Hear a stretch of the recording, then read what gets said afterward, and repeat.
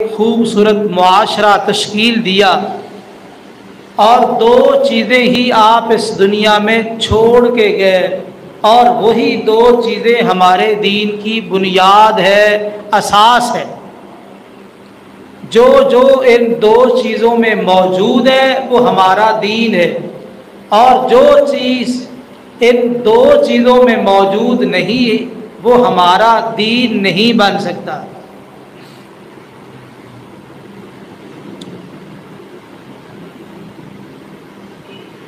شروع سے ایک مخصوص طبقہ اور مخصوص فکر کے لوگ موجود ہیں جن کا آغاز عبداللہ بن سبا یہودی جو صنعاء کے علاقے میں رہنے والا تھا، ظاہراً مسلمان ہو گیا، منافق تھا، اس نے اسلام کو صحیح معنوں میں قبول نہیں کیا۔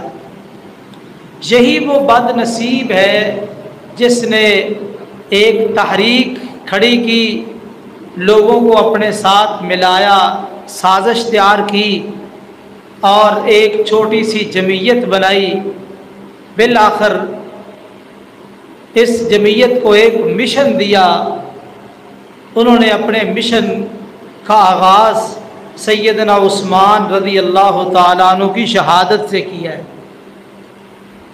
یہ جو بلوائی تھے ان کے پیچھے محرک، قائد اور لیڈر عبداللہ بن سبا یہودی تھا۔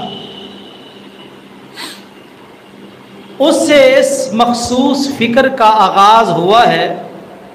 چونکہ یہ یہودی تھا، اس نے یہودیت سے کچھ چیزیں نقل کی اور امت مسلمہ کے ان افراد کے ذہنوں میں داخل کی جن کا ذہن دینی لحاظ سے پختہ اور مضبوط نہ تھا۔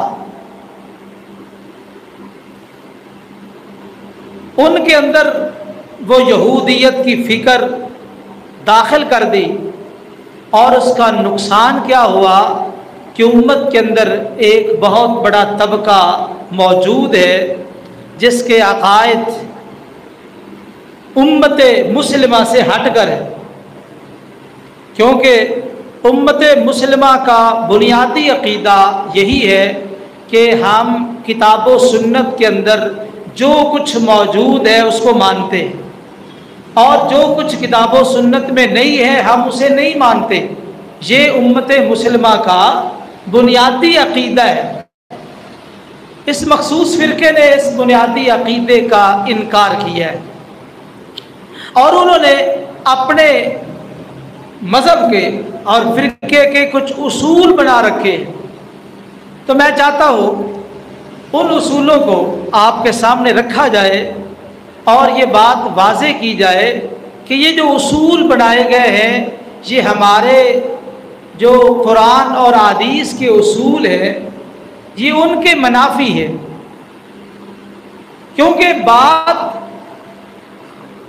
اسی وقت صحیح معنوں میں سمجھ آتی ہے جب بندہ اس کی اصولوں کو سمجھے، حقیقت کو سمجھے، بنیادوں کو سمجھے، اس وقت بات کی صحیح سمجھ آ جاتی ہے۔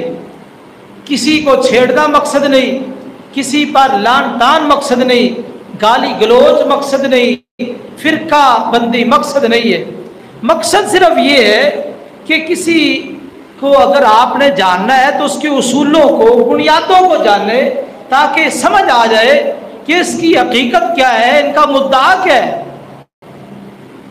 تو آئیے اس مخصوص فرقے کا سب سے پہلا جو عقیدہ اور نظریہ ہے وہ ہے کہ یہ جو قرآن مجید ہمارے پاس موجود ہے، جو ہمارے حفاظ کے سینوں میں بھی محفوظ ہے، یہ قرآن مجید وہ نہیں ہے جو آسمان سے نازل ہوا۔ یہ قرآن مجید بدلا ہوا ہے۔ اصل جو قرآن مجید تھا اس کی 17,000 آیات تھی، اس میں اہل بیت کے فضائل اور مناقب کو بیان کیا گیا تھا، اور اس میں کئی ایسی چیزیں تھیں جو اہل السنہ کے عقائد کے مخالف تھی، لہذا ان تمام آیات کو اس سے نکال دیا گیا ہے۔ اب وہ جو قرآن مجید ہے جو 17,000 آیات والا ہے، اس قرآن مجید کی 6,000 سے کچھ زائد آیات ہیں۔ جو 17,000 آیات والا قرآن مجید ہے وہ کس کے پاس تھا؟ کہا جاتا